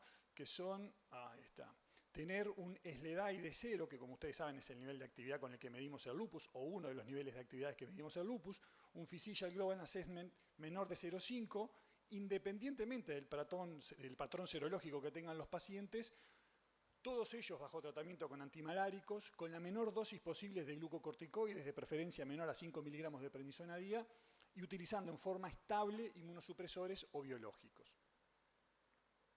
Por tanto, a estos retos que veníamos conversando de reducir la mortalidad, de incrementar la calidad de vida, hay que empezar a incorporar el concepto de modificar la enfermedad. Y cuando uno habla de modificar la enfermedad, le viene a la cabeza poder desarrollar fármacos modificadores de la enfermedad. Este es otro concepto que también extrapolamos de la artritis reumatoidea. Y cuando uno hace una búsqueda en distintas enfermedades de cómo tiene que ser un fármaco para que se comporte como un modificador de la enfermedad, vean ahí a la derecha cómo la mayoría lo que busca es reducir los síntomas, mejorar el estado de la enfermedad, actuar sobre su fisiopatología tratando de que los mecanismos sean de alguna manera enlentecidos y que esto se mantenga a lo largo del tiempo. Ese es el concepto de modificador de la enfermedad. Como ustedes saben, el curso del lupus en líneas generales se da en empujes y remisiones. Cada uno de estos empujes va determinando daño y este daño acumulado es uno de los principales responsables de mortalidad en los pacientes con lupus. Fíjense que el 30 a 50% de los pacientes con lupus van a experimentar algún grado de daño en los primeros 5 años de diagnosticada la enfermedad. O sea que vaya si es importante tratar de minimizar el desarrollo de daño en estos pacientes. Y este mismo efecto de brote sucede a nivel renal. Cada brote a nivel renal produce una pérdida de nefronas que, si se sostiene en el tiempo, hace que el paciente evolucione lamentablemente a un estadio terminal que muchas veces requiere, como se mencionó anteriormente, a terapia de reemplazo renal o eventualmente trasplante. Por tanto, la actividad y los brotes determinan daño orgánico, y este daño orgánico está directamente vinculado no solo con mortalidad, sino con alteraciones en la calidad de vida de nuestros pacientes. Y otro problema que hemos venido incorporando con la multiplicidad de estrategias terapéuticas es que los fármacos y muchas de las estrategias terapéuticas que nosotros usamos también determinan daño. Está claramente establecido, y una cantidad de trabajos que han publicado que la exposición precoz a altas dosis de glucocorticoides, fundamentalmente en el primer año del diagnóstico, determinan un aumento del daño en los primeros 5 años, y lo mismo sucede con los pacientes que fueron expuestos a tratamiento inmunosupresor en forma precoz. O sea que ahora estamos incorporando además otro nuevo problema, que es la toxicidad vinculada al tratamiento farmacológico y el desarrollo de daño acumulado. Por tanto, si uno quisiera extrapolar todo lo que hemos venido conversando a una definición de modificación de la enfermedad en el paciente con lupus, intentaría que la modificación de la enfermedad requeriría la menor dosis posible de fármacos, incluyendo corticoides, inmunosupresores, por el menor tiempo posible, y que esto permitiera que la enfermedad estuviese lo más apagada o enlentecida posible. Ahora bien, ¿qué terapias tenemos o qué terapias se han ido incorporando a lo largo de estos últimos años para intentar lograr estos objetivos? Parte de esto ya lo habló el colega en la primera charla. Uno de los mecanismos que se ha estudiado ya desde hace muchos años es la coestimulación entre las células B y las células T, un producto que se genera a través de la estimulación de este receptor, que es el BLyS. Y en el 2011 se aprobó por primera vez el primer biológico para los pacientes con lupus, ¿verdad? Fue la primera vez a lo largo de toda la historia del lupus que tuvimos un biológico certificado, que es el belimumab. Los dos estudios pivotales fueron el BLyS 52 y el BLyS 76, que hacen referencia a las semanas en que se tomaban como referencia los endpoints que se buscaban. Y estaba pensado básicamente para pacientes graves con una actividad refractaria a los tratamientos convencionales, con un perfil de actividad bien marcado, con anti-DNA positivo, con consumo de complemento, con requerimiento de altas dosis de glucocorticoides. Y como ustedes pueden ver acá, tanto a la semana 52 como a la semana 76, la tasa de respuesta de aquellos pacientes a los que a la terapia estándar se les agregaba el belimumab fue superior. Otro de los beneficios que demostró el belimumab en un estudio multicéntrico que fue el OBSERVE fue su capacidad para actuar como ahorrador de corticoides. Aquellos pacientes en donde se les agregaba la terapia estándar belimumab lograban reducir la dosis de corticoides utilizada en los primeros 6 meses. Cada uno de los pacientes logró tasas de ahorro de corticoides diferentes, pero lo que sí está claro es que la reducción en el uso de corticoides a 6 meses era en todos los escenarios. Esto hizo que en las guías celular del 2019 este fármaco fuera incorporado, como ven acá, en azul, y creo que esto es importante que lo empecemos a ver porque después les voy a mostrar otras cosas, en donde el lugar que tenía el belimumab en ese momento era para los pacientes moderados a severos, refractarios al tratamiento y como terapia agregada a la convencional. En el 2020, de este trabajo ya habló mi compañero, se empezó a ver qué efecto tenía el belimumab en los pacientes que tenían nefritis lúpica proliferativa mayoritariamente y que estaban activos a pesar de la terapia estándar. Estos fueron los endpoints, buscaban una tasa de respuesta renal completa a la semana 104 con ese perfil de respuesta. Y claramente se logró, ¿verdad?, una tasa de respuesta renal primaria muy elevada y se completaron algunos otros endpoints secundarios, como haber alcanzado una respuesta renal en la semana 52, es decir, en la mitad del recorrido ya un porcentaje muy importante de los pacientes a los que se le había agregado belimumab habían logrado la remisión renal completa, ¿verdad?, y se había de alguna manera reducido la tasa de mortalidad vinculada a complicaciones renales. Esto hizo que en el 2021 las guías CADIGO, que nosotros acá en el Cono Sur utilizamos mucho y tenemos como referencia, incorporara y sugiriera ya en el 2021 el agregado del belimumab a la terapia estándar, que en este caso sigue siendo corticoides más micofenolato, al tratamiento de las nefritis lúpicas proliferativas. Por tanto, empiezo a tratar de transmitirles que estamos entrando en un cambio de paradigma en cuanto al tratamiento de los pacientes con lupus. Pasamos de la última década del siglo pasado una terapia secuencial a incorporar una terapia combinada y ahora empezar a visualizar una terapia personalizada, porque es claro que una enfermedad con el lupus, con la gran heterogeneidad que tiene, no los podemos tratar a todos igual, no los podemos meter en esa misma bolsa y forzarlos a una respuesta que seguramente no vamos a tener. Por tanto, creo que después de lo que estuvimos conversando, uno podría pensar en este fármaco, en el belimumab, como un fármaco modificador de la enfermedad. Porque si recordamos algunos de los conceptos que habíamos dicho de qué cosas tendría que tener un fármaco para considerarse modificador de la enfermedad, creo que el belimumab básicamente los recorre, ¿verdad? Tiene como diana un mecanismo patogénico fundamental tanto en el lupus como en la nefritis lúpica, mejora los niveles de actividad, reduce los precursores del daño y ha demostrado prevenir y reducir la progresión del daño orgánico. Estos son algunos trabajos en donde también se ve el beneficio del agregado de belimumab en la posibilidad de desarrollar un daño a largo plazo. Vean que los pacientes que recibieron belimumab tuvieron un 61% menos de probabilidades de progresar en los scores de daño versus aquellos pacientes que no habían recibido la terapia. Y esto está vinculado también al riesgo de eventos renales cuando se le agrega el belimumab, que claramente se reducen en un 49%. Ahora bien, ¿es la única estrategia que tenemos? No. Existen otros mediadores como el interferón 1 alfa, que claramente, lo conversamos en una de las charlas anteriores, es un mediador que cada vez tiene mayor relevancia en el lupus. Se sabe que forma parte de la actividad del lupus. Por tanto, se ve como una molécula interesante para actuar y tratar de modular. Hay grandes estudios pivotales en esta molécula, que son los estudios TULIP-1 y TULIP-2. Actualmente se está desarrollando otro que es el MUSE, y que en realidad, como ustedes ven ahí, buscan pacientes con lupus con actividad moderada severa, ¿verdad?, que vienen siendo refractarios al tratamiento con las terapias convencionales, y en donde se dividen en dos poblaciones, algunos con mayor cantidad de interferón alfa y otros con un poquito menos de actividad de interferón alfa.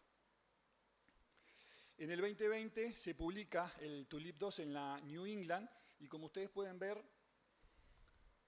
el endpoint primario era la reducción de los scores de actividad. En este caso el score utilizado fue el BICLA a la semana 52, y también logra dos elementos que son importantes, que es la reducción del uso de glucocorticoides en estos pacientes, y además lo que visualiza es un muy buen efecto a nivel de las manifestaciones cutáneas.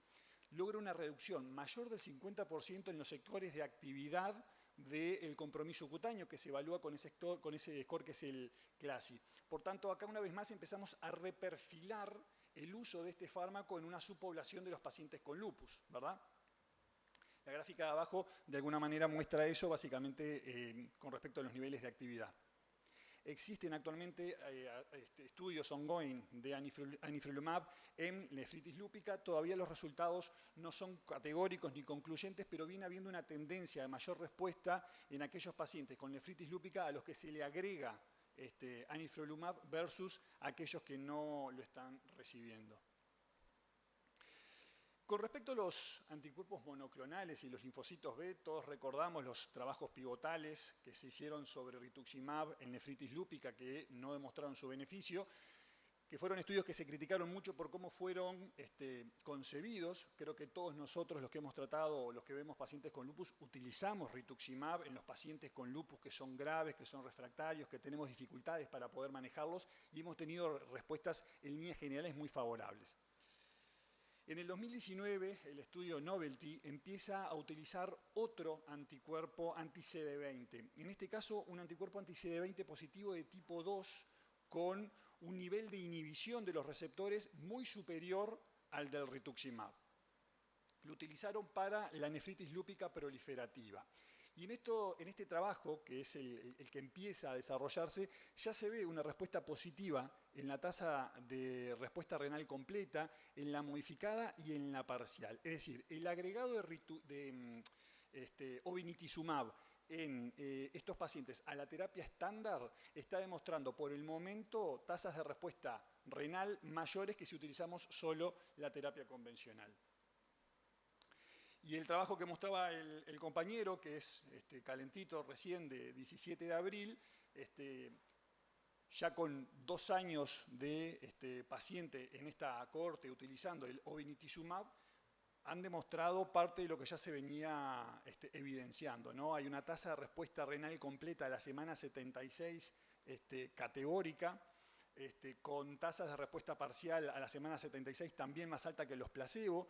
Otro elemento que es importante y que destaca este trabajo es que la mayoría de los pacientes lograron dosis menores de 7,5 miligramos de prednisona desde la semana 64 y que uno de los objetivos secundarios era que a la semana 76 tuvieran un índice de proteinuria-creatininuria menor de 0,8. Por tanto, creo que es una estrategia con la cual vamos a poder empezar a contar, no dentro de mucho tiempo, como alternativa para el manejo de la nefritis lúpica. Y un poco en línea con lo que estamos diciendo, vean cómo las actualizaciones de las guías EULAR incorporan ahora el belimumab y el anifrolumab, pero en verde, y desde pacientes ya con enfermedades leves. Y esto es un cambio conceptual importante. Hoy por hoy, de acuerdo a lo que se ha demostrado, tanto el anifrolumab como el belimumab pueden ser utilizados en pacientes con el perfil que corresponde, pero de estadios tempranos, no necesariamente como un recurso frente a refractariedad o exclusivamente a severidad. Y eso es un cambio conceptual que me parece que está bueno que lo manejemos. 2 cosas de la voclosporina, porque ya habló mi compañero, es un inhibidor de la calcineurina, perdón, de tercera generación, que ha demostrado beneficios bien contundentes. Y uno de los elementos que quiero destacar, además de que mejoró la tasa de respuesta renal completa y la tasa de respuesta parcial, lo hace en forma bastante precoz. Vean cómo ya a la semana 24, si bien el estudio tiene como fecha la semana 52, ya la semana 54 muestra una diferencia significativa con aquellos pacientes que no tienen asociada la voclosporina a la estrategia terapéutica. Esto hizo, por tanto, como ya mostró mi compañero, la incorporación en las guías CADIGO 2024 de este fármaco, ¿verdad?, donde lo plantea como de primera elección. Por supuesto que esto después hay que bajarlo a tierra y en cada sistema de salud, de acuerdo a la disponibilidad, es lo que tenemos para utilizar. Y ya quedan incorporados en las últimas recomendaciones del EULAR también este tipo de esquema. Y para terminar, 2 palabras simplemente para algo que se viene, que es algo que, si bien hasta hace unos años parecía de ciencia ficción, hoy no lo es tanto, que son el uso de los CAR T-cells en los pacientes con enfermedades autoinmunes. Hay una experiencia previa en enfermedades hemato-oncológicas. Este trabajo que se publicó hace poco, en febrero del 24, es una serie de casos de pacientes con enfermedades autoinmunes. Fueron 15 y 8 de esos 15 pacientes eran pacientes lúpicos graves, refractarios, que habían recibido una exposición a fármacos biológicos por lo menos en 2 oportunidades y que no habían demostrado ningún tipo de respuesta. Bueno, se realizó la secuencia con la administración de las CAR T-cells y vean algunas cosas que me parecen bien interesantes, ¿no? Vean, ese es el grupo de pacientes con lupus. Vean cómo los criterios de remisión utilizados, tanto los criterios DORIS como el Low Disease Activity System o el SLEDAI, en todos los pacientes que recibieron CAR T-cells fue de 0. O sea, una respuesta objetiva medida por los distintos scores utilizados posterior a la administración de esta medicación. Y lo otro que me pareció bien interesante es que a los 6 meses la dosis de glucocorticoides de estos pacientes es 0 y no reciben tratamiento inmunosupresor. En las gráficas de abajo lo que se ve es cómo hay una caída marcada, ¿verdad?, del tratamiento de los scores de actividad, cómo se levanta el complemento que previamente estaba bajo, cómo los niveles de DNA o del anticuerpo de DNA bajan sostenidamente, ¿verdad?, y cómo los niveles de actividad, en este caso la proteinuria, en los pacientes con afectación renal, mejora. Y como dice un grupo de rock argentino, que me gusta mucho, que son Los Redonditos de Ricota, el futuro llegó hace rato. Muchísimas gracias.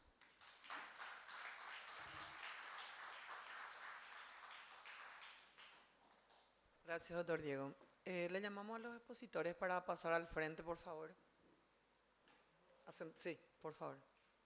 Voy a presentar a los miembros de mesa, nuestros brillantes reumatólogos, el doctor Aldo Ojeda, la doctora Susan Riquelme y el doctor Vázquez, Marcos Vázquez.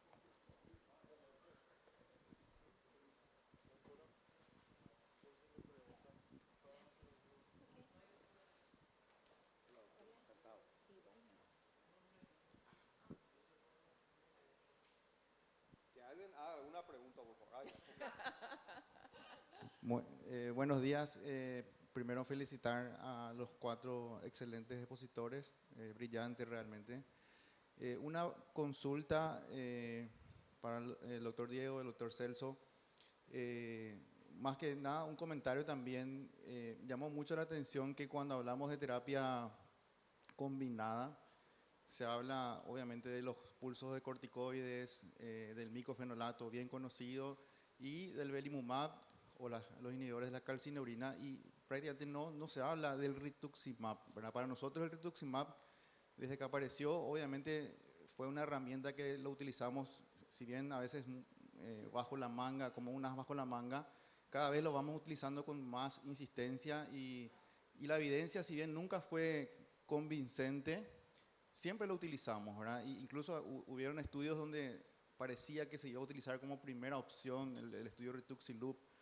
Es como que se desinfló un poco el entusiasmo por el rituximab, sobre todo cuando aparecieron estos nuevos fármacos como el belimumab, el anifrolumab y este último que nos están presentando. Para nosotros sigue siendo, sobre todo el motivo principal de utilización es la disponibilidad que tenemos de rituximab, ¿verdad? Es un fármaco que si bien tiene su costo muy elevado, está disponible en muchas veces. Y estos otros fármacos para nosotros, para el Paraguay, el belimumab es una droga que lo estamos utilizando recién hace muy poco.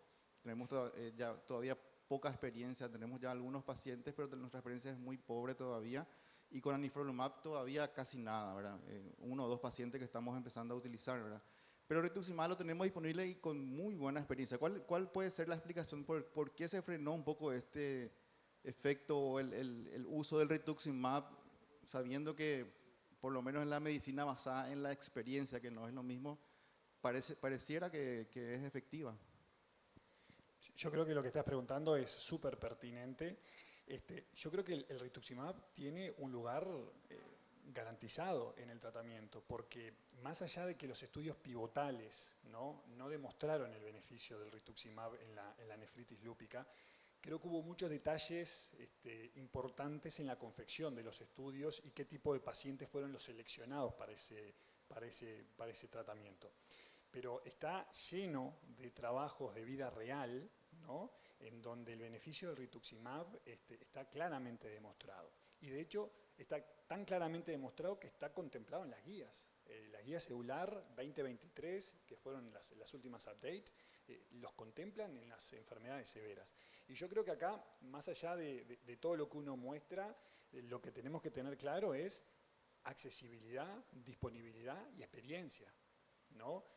Me parece que uno tiene que tener claro que si el rituximab es un fármaco que es fácil de acceder, tenemos sobrada evidencia de que su efecto es favorable en determinado grupo de pacientes, es un excelente fármaco para utilizar, ¿no? Tal es así que nosotros inclusive a veces lo utilizamos off-label en otras manifestaciones donde no se ha demostrado su uso tan documentado como en algunas manifestaciones mucho más claras, ¿no? De modo que yo creo que el rituximab es un fármaco sumamente noble, como decimos nosotros en lugares, flor de fármaco, y nosotros lo utilizamos muchas veces, y lo utilizamos a veces cuando los pacientes apuran y cuando los pacientes están graves, precozmente. ¿Iba a hablar usted? Eu gostava de falar, mas por favor, você falou sobre... No, de que funciona, funciona, ¿verdad? la pregunta es si, ¿qué hace uno, por ejemplo, el paciente que tiene nefritis lúpica y no responde al micofenilato? ¿Qué se le agrega? ¿Verdad? Y en este caso, entonces, bueno, uno agregaría quizás un belimumab, si se puede, o un inhibidor de la calcineurina, que son caras, ¿verdad? Son drogas caras. Yo en mi servicio hay pacientes que hace poquito nomás empezamos triple terapia en un señor y la voclosporina no le paga el seguro, no se puede comprar, ¿verdad? Entonces, la pregunta es la siguiente: ¿qué hace si uno no responde al micofenilato? Y yo no agregaría rituximab, yo convertiría al Eurolupus, ¿verdad? Y si ahí si no responde al Eurolupus, hablamos. Hay gente que agregaría el micofenilato, el rituximab, estamos hablando de nefritis que no responde, ¿verdad? Yo cambiaré el Eurolupus, mi colega probablemente agregará el rituximab porque le gusta hacer eso. Sí, de que la droga funciona, ¿verdad? Pero yo lo que veo es que muchas veces se la indica en vez del Eurolupus, del ciclofosfamida Eurolupus, ¿verdad? Que no debería hacerse porque la evidencia de la ciclofosfamida Eurolupus es mucho más fuerte que la evidencia del rituximab en la nefritis lúpica, agregada al micofenilato o transicionando después del micofenilato, ¿verdad? Pero de que funciona, funciona, y la droga que se puede utilizar es la que hay que utilizar, ¿verdad? Es conveniente también, uno hace una dosis, otra dosis, chao. Ya está 6 meses cubierto, ya puedes agenciarte otra cosa y mientras tanto, ¿verdad? Pero sí, pero hay que tener cuidado de no dejar de utilizar la ciclofosfamida Eurolupus dosis en vez. Hay que tener cuidado con eso, porque la evidencia ahí es mucho más fuerte. E adelante. Eu tenho uma posição mais complicada. Eu sou farmacologista clínico e na Europa eu pertenço ao Comitê Europeu de Peritos, sou o chairman do comitê que avalia os ensaios clínicos. E nós estamos a criar um problema no mundo muito complicado. Eu tenho um disclosure to make. Sorry. Eu estava a trabalhar na Universidade de Londres com o David Eisenberg quando o rituximab começou a ser usado no lúpus.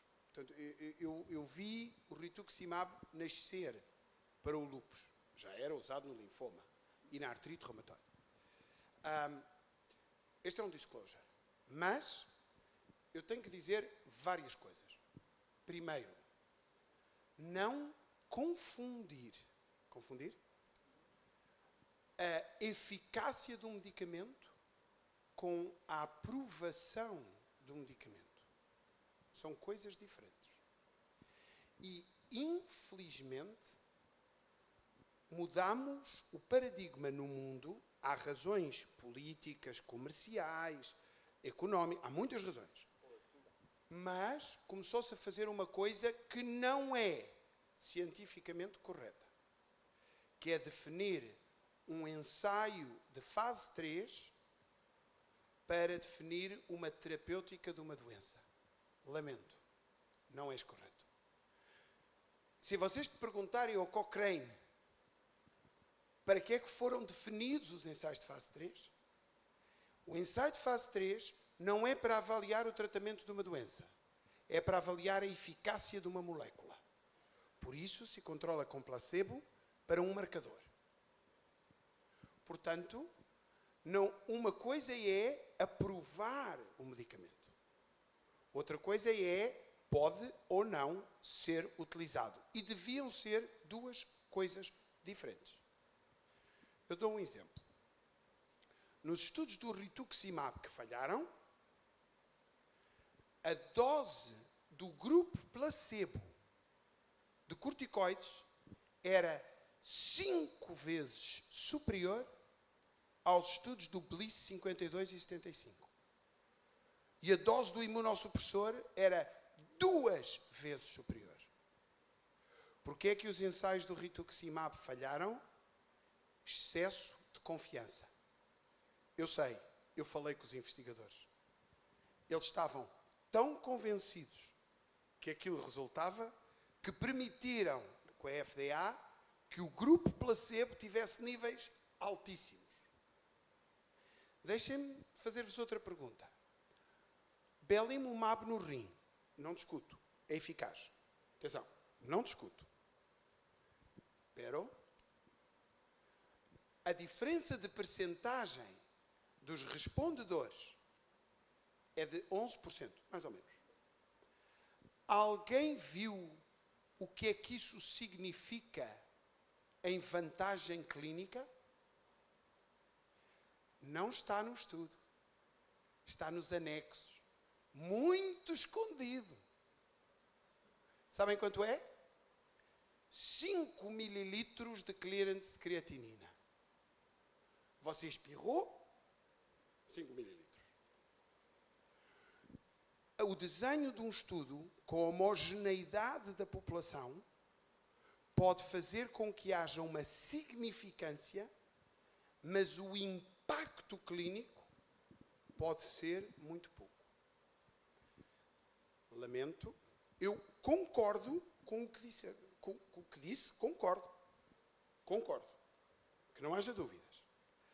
Na minha unidade, lúpus graves, nefrite lúpica grave, nós começamos com um protocolo de rituximab e micofenolato. Há um outro aspecto importante. O belimumab é um long runner. It's a marathon runner.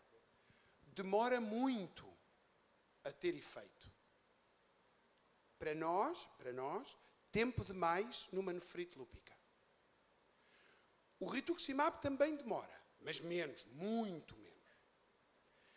A ciclofosfamida, claro, é mais rápida. E os corticoides, o corticoide melhora tudo. Se você quiser tratar tudo, põe um corticoide em dose alta. Um mês depois mata, mas naquele dia melhora. Não conta. Mas a resposta é completamente diferente. Nós usamos belimumab como um long runner, quando o doente está mais controlado, para evitar o flare, para reduzir a dose de corticoide residual que não conseguimos. Agora, quando precisamos de atacar, nós ainda usamos rituximab. Um aspecto que pode ser importante, desculpem, eu não queria manipular. O obinutuzumab tem uma grande diferença. Duas. É, como disse, mais eficaz, tem uma avidez maior para o receptor e tem outra coisa muito interessante, mais duas coisas interessantes. Primeira, tem maior penetração nos tecidos.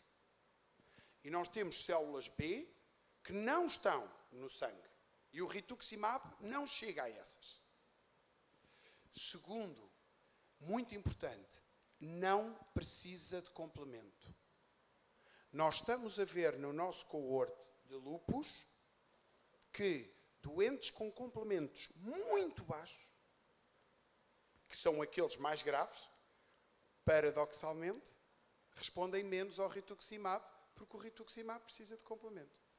E este pode ser um mecanismo no futuro para o obinutuzumab. Mas eu concordo com os meus colegas, rituximab é para usar. Perdón. Sí, la verdad que yo creo que respondió el doctor mi pregunta, porque yo le iba a preguntar a Celso si 11% de diferencia de belimumab en respuesta total renal vale la pena para Latinoamérica. O sea, porque el estudio de ellos nos dice la respuesta diferente agregando belimumab a micofenolato. La triple terapia es la pequeña dosis de corticoides, micofenolato, belimumab, ¿verdad? El estándar of care. Y la diferencia es 11%, ¿verdad? Y mi corazón así se me parte el alma. Por lo que ¿verdad? sabe. Se me parte el alma con el 11%.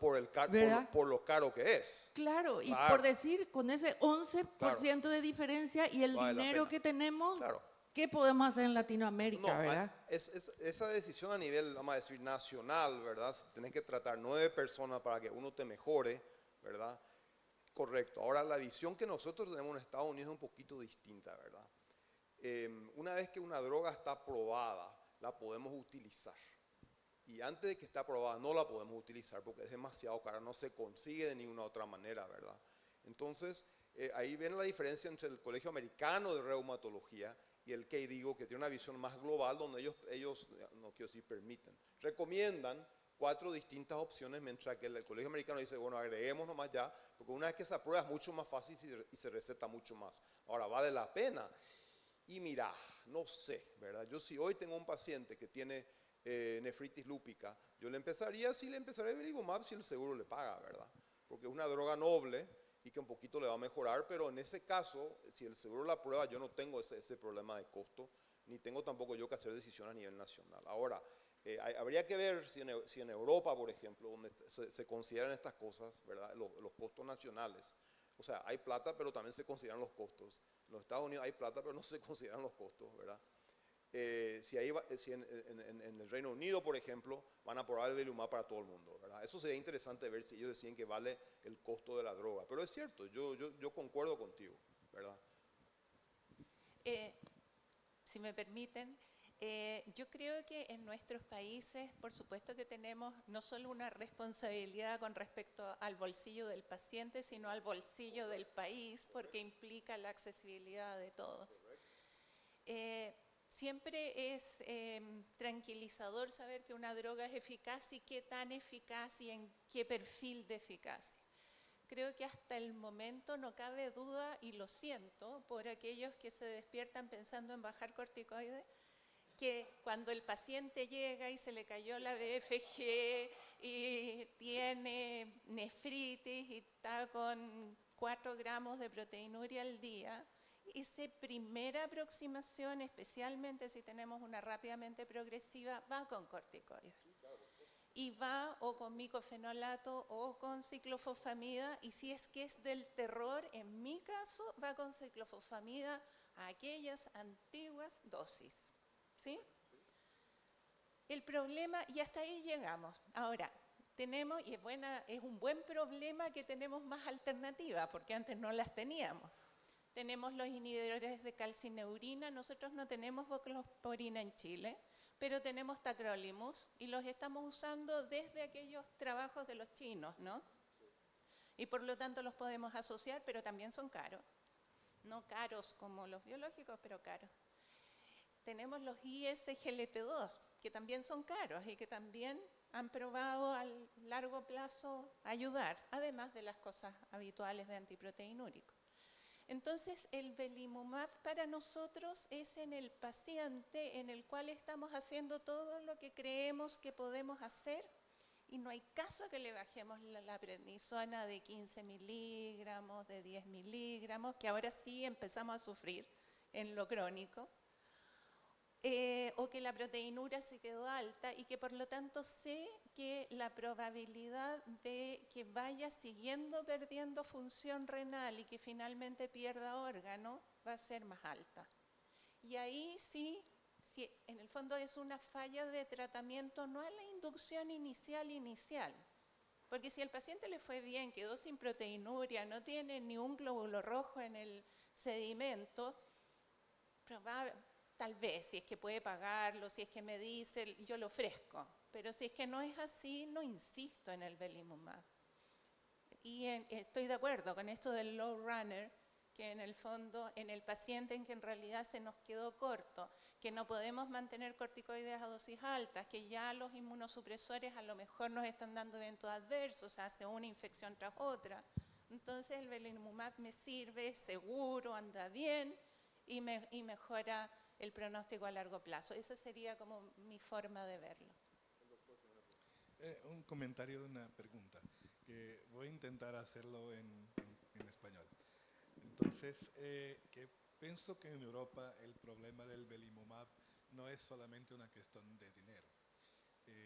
11% en caucasianos blancos de Europa no es absolutamente nada, porque nosotros tenemos muy buena respuesta con los tratamientos convencionales. Lo problema en Latinoamérica es que tenías mucho resistentes a los tratamientos convencionales de nefritis, los amerindios, los afroamericanos, y estos probablemente beneficiarán de tratamientos un poco más agresivos con combinación, pero pienso que no hay datos post-hoc de los estudios de Bliss Nephritis que sustentan esta idea, pero tienes que tener más datos. Pero si yo trabajase en los Estados Unidos o en Latinoamérica y tuviese un amerindio, un afroamericano, lo colocaría belimumab on top with MMF or cyclophosphamide. Ya solamente por esta idea que es muy más agresivo y que la valencia renal es más rápida. Que gustaría de tener algunos comentarios porque nosotros no vemos esos pacientes. Nuestros pacientes que responden muy bien a las terapias convencionales.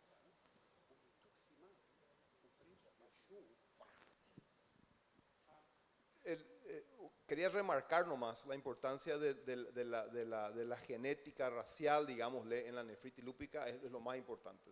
Donde yo trabajo vemos muy pocos, relativamente pocos afroamericanos y mucho más gente blanca, llamémosle, ¿verdad? Pero eso varía si usted está en Chicago, en lo que sea, ¿verdad?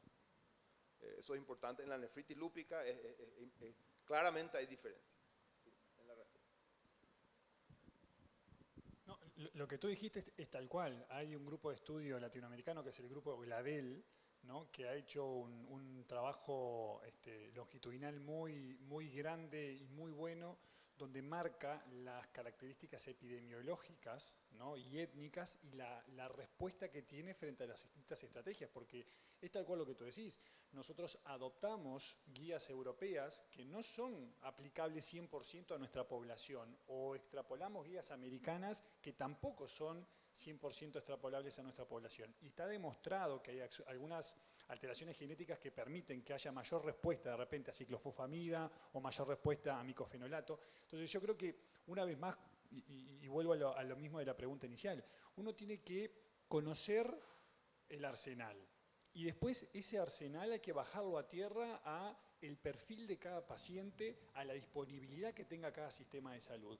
Porque eso es en definitiva un poco la medicina personalizada, ¿no? Es decir, interpretar cuáles son las características de nuestra población y qué es lo que yo dispongo con mayor facilidad para poder ofrecerle el mejor tratamiento posible. O sea que me parece que la precisión que hiciste es un golazo. Se eu posso fazer um comentário de um assunto diferente?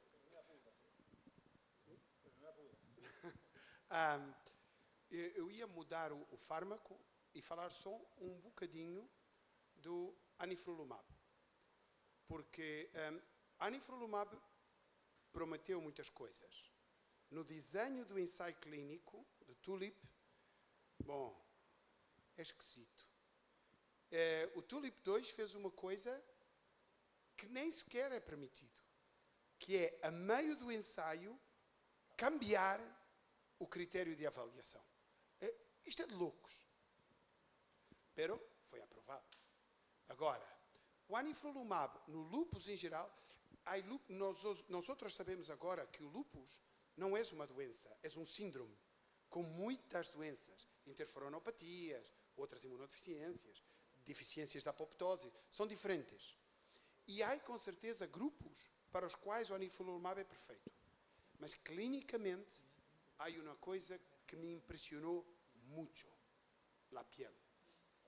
Com a anifrolumab, eu vi pele muito grave ficar normal em 2 semanas. Nunca he visto nada como isto em lúpus. E na pele, agora, não, nada. Nós saltamos de hidroxicloroquina a anifrolumab. E se vocês querem guardar o anifrolumab, porque é muito caro ainda, para uma situação, piel grave, sin duda. Muchísimas gracias. Muchísimas gracias. Gracias.